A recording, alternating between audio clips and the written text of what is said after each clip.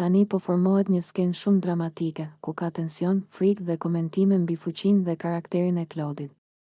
Mund ta bëjmë një shkrim të gjatë që përshkruan situatën, konfliktin dhe perceptimet e banorëve në mënyrë intensive dhe të gjallë. Situata ishte e tensionuar deri në maksimum. Claude, që shpesh duket i dobët dhe i pasigurt, nuk mund të maskonte frikën e tij dhe të gjithë e ndjenin. Ludo nuk e kursente vlerësimin e tij. Claude nuk është i fortë, thoshte ai, duke e parë me një përzierje habie dhe përçmimi, por po e luan rolin, është super i fortë. Ishte e qartë se këtu nuk bëhej fjalë vetëm për forcë fizike, por për aftësinë për të qëndruar në një situatë ku çdo lëvizje mund të ishte vendimtare. Lëndrimi, nga ana tjetër, tregonte një qëndrim të ndryshëm.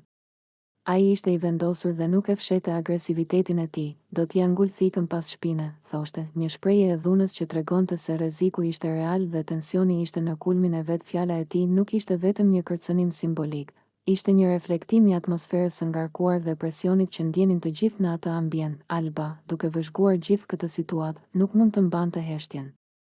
Përshkrimi i lëndrimit si një lojtar i fortë ishte një mënyrë për të njohur aftësinë për t'u vendosur, për të kuptuar se fuqia nuk është gjithmonë fizike, por shpesh matet nga mënyra si vepron dhe reagimet që bën njeriu në situata ekstreme.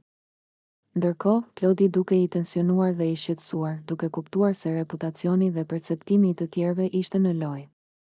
Ai mund të mos ishte i fortë fizikisht, por presioni që ndjente, frika që përjetonte dhe roli që po luante, e bënin situatën të ndërlikuar dhe shumë të rëndë.